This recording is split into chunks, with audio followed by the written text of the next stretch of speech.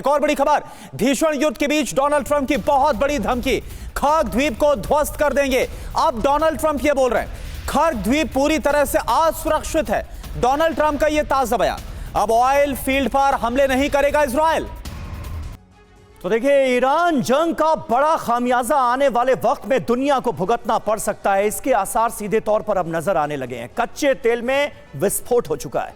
जंग के हालात के बीच आसमान छू रही हैं कच्चे तेल की कीमतें। दुबई क्रूड ऑयल की कीमत तो $166 प्रति बैरल तक पहुंच गई है। स्ट्रेट ऑफ हॉर्मुज पर नाकाबंदी के चलते यह बढ़ोतरी देखी गई। वैश्विक तेल सप्लाई का 20% हिस्सा तो रुका हुआ है। तेल उत्पादन 10 मिलियन बैरल प्रति दिन तक कम हो गया है। ब्रेंट क्रूड ऑयल की कीमतों में तेजी से उछाल देखने को मिल रहा है और यह $100 प्रति बैरल से ऊपर पहुंच गई। बिल्कुल समीर, और देखिए युद्ध अगर लंबा चला तो हालात और ज्यादा खराब हो सकते हैं। बड़ी बात आप देखिए, 2008 में सबसे ऊंचे स्तर पर पहुंचा था क्रूड ऑयल, $147 प्रति बैरल हो गई थी तेल की कीमतें। कच्चे तेल के एक्सपर्ट्स का दावा है हॉर्मुज बंद रहा तो यह रिकॉर्ड भी टूट सकता है। आप समझिए लेवल कहां तक छू सकता है। कच्चे तेल की कीमतों में बढ़ोतरी से मंदी का खतरा बढ़ जाएगा। 1970 के दशक के बाद सबसे बड़ा ऊर्जा संकट पूरी दुनिया के सामने आन खड़ा हुआ है। और देखिए, इस बीच कतर के प्रधानमंत्री ने चेतावनी दी है। वो क्या कह रहे हैं? अब हमले बंद हो जाने चाहिए। युद्ध की आक्रामकता विनाशक हो गई है। ये युद्ध सर्वनाश कर देगा, कतर ने कहा है। जाबेर अल थानी जो कि कतर के प्रधानमंत्री हैं, वो ये बात कह रहे हैं कि हम नुकसान का आकलन कर रहे हैं, नुकसान की भरपाई की जा सकती है, लेकिन इंसानी जान की नहीं। तो हमारा संदेश यही है कि कतर की अर्थव्यवस्था की रीढ़ और आय का जो मेन सोर्स है, उसके नाते ऐसी सुविधा को निशाना बनाना मंजूर नहीं किया जाएगा। यह सुविधा दुनिया भर के उन अनेक लोगों को भी सहारा देती है जो पहले से ही तनावग्रस्त हैं। ये कतर के पीएम की तरफ से कहा गया है। उन्होंने कहा है कि हमें उम्मीद है कि ईरान ये समझेगा कि वो इन जरूरतमंद लोगों को हमारी मौजूदा सहायता से वंचित कर रहा है। और देखिए, आपको बताने वाले हैं कि दुनिया भर में आखिर कितने तरह के क्रूड ऑयल, यह हम आपको बताएं, लेकिन इससे पहले एक बड़ी खबर भी आपको बता दें। हॉर्मुज स्ट्रेट से गुजरने वाले जहाजों पर लग सकता है टैक्स। ईरानी सांसदों ने टैक्स लगाने का प्रस्ताव रखा है। सांसदों ने बदले में सुरक्षा देने का भी प्रस्ताव रख दिया है। ईरानी मीडिया के हवाले से यह बड़ी खबर, यह अब ईरान की तरफ से नई स्ट्रेटजी नजर आ रही है। जो भी जहाज अब गुजरेंगे, जो टैंकर्स निकलेंगे, उनसे अब ईरान टैक्स के जरिए पैसा वसूलना चाहता है। तो दुनिया में कितने प्रकार के क्रूड ऑयल हैं, यह अब आप समझिए।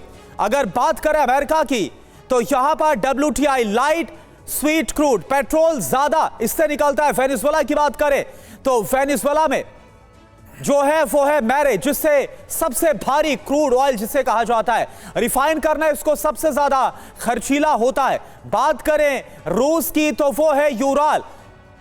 और इसके अलावा अगर बात करें यूरोप की रिफाइनरीज की, तो जो रूस का क्रूड है वो यहां की सबसे पहली पसंद है। सऊदी अरब की बात करें, अरब लाइट मध्यम गुणवत्ता वाला यह है क्रूड। और इसके अलावा ईरान की बात करें तो यहां पर जो क्रूड है वो बहुत ही हल्का और भारी होता है। दोनों तरह के क्रूड यहां पर मिलते हैं। और इसके अलावा नॉर्वे और यूके की बात करें तो ब्रेंट क्रूड लाइट और स्वीट, ज्यादातर तेल की जो कीमत है वो इसी के आधार पर तय होती है। तो ये फिलहाल हमने आपको बताया है। और देखिए, हमारे साथ जयंत मल्होत्रा सर है। जयंत मल्होत्रा सर, मैं एक सीधा सा सवाल आपसे पूछना चाहता हूं। जिस तरह से क्रूड ऑयल के जो कीमतें हैं उसमें इस वक्त हम देख पा रहे भारी इजाफा, एक आग लगी है। अमेरिका में तो असर दिख भी गया है, पेट्रोल की कीमतें बढ़ा दी गई है। अभी फिलहाल भारत में तो कीमतें नहीं बढ़ी है, लेकिन क्या आने वाले दिनों में भारत पर असर दिख सकता है, यह हर एक भारतवासी जानना चाहता है। देखिए करुण जी, थोड़े दिन पहले बजट वाले दिन हम यही डिस्कस कर रहे थे। इनफैक्ट किसी ने मुद्दा भी उठाया था और मैं उस पर कमेंट इसलिए कर रहा था क्योंकि पॉलिटिकल हो रहा था कि जब यूएस प्रति बैरल 70-72 रुपये था तो हमारे पेट्रोल के दाम क्यों नहीं घटाए गए। अब कोई भारत सरकार को या सरकार को कोई अप्रिशिएट नहीं कर रहा कि जब हमारा 100 प्रति बैरल $100 100 प्रति बैरल बढ़ चुका है रेट, हमारे पेट्रोल के प्राइसेस नहीं बढ़ रहे। अब आप ये बात मान के चलिए, कहीं ना कहीं सरकार अपनी तरफ से पूरा जोर लगा रही है। एक वर्ड होता है जिसको बोला जाता है कास्केडिंग इफेक्ट। कि सिर्फ तेल भरने से सिर्फ तेल का दाम नहीं बढ़ेंगे, उसमें आम रोज की चीजों पे भी दाम पे इंपैक्ट आएगा। बिल्कुल, सब बढ़ेगा। ट्रांसपोर्टेशन की कॉस्ट आएगी, लॉजिस्टिक की कॉस्ट आएगी। सबसे बड़ी आप बात समझिए, यूएई में कंट्रीज में हम लोग की तरफ से लेबर जाती थी, चाहे वो स्किल्ड हो चाहे वो अनस्किल्ड लेबर हो, और रेमिटेंसेस आते थे, उसमें बड़ी कमी आई है और आने वाले टाइम में और आएगी।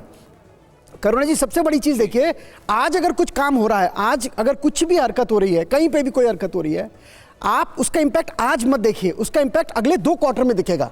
तो अगर आपको आज लग रहा है युद्ध कम भी हो जाएगा या खत्म भी हो जाएगा, जो कि मुझे बहुत कम उम्मीद है, 4 हफ्ते तो वहां के डिफेंस सेक्रेटरी ने खुद ही बोला है कि अगले 4 हफ्ते तक हम युद्ध चलाएंगे, यह चल सकता है। तो अगले 4 हफ्ते का मतलब 1 महीना, 1 महीना मतलब अगले 2 क्वार्टर तो हमारे गए, सीधे सीधे शब्दों में। अच्छा, बात वो नहीं है, कहीं से कोई स्कोप दिख नहीं रहा है जहां पे तेल के दाम कम हो पाए। हर चीज तो अटकी हुई है। अब ये देखो, टोल टैक्स की बात नहीं आ गई है। अब ये जो टोल टैक्स की बात, अच्छा सबसे बड़ी चीज है, उस स्ट्रेट ऑफ हॉर्मुज़ पे किसी का कंट्रोल नहीं है, सिर्फ एक डर बिठा रखा है, आके दिखाओ। अच्छा, ईरान यूएस में ज्यादातर अटैक नहीं कर सकता, लेकिन उसकी पुरानी वो कहावत है ना, हम तो डूबेंगे सर, हम तुमको साथ लेके डूबेंगे। तो यूएस के ठिकाने जो आसपास है उन पर अटैक कर दो। अच्छा, मार भी कहां रहे हैं, इकोनॉमिक जितने, जहां पे यूएस का सबसे ज्यादा इंपैक्ट आने वाला है वो है तेल। अच्छा, सबसे बड़ी दिक्कत है सर, तेल का बहुत बड़ा खेल है, और अब हॉर्मुज़ स्ट्रेट में गुजरने वाले जहाजों पर टैक्स लगाया जा सकता है, टोल टैक्स वसूला जा सकता है, इस तरह का प्रस्ताव भी सामने आ रहा है।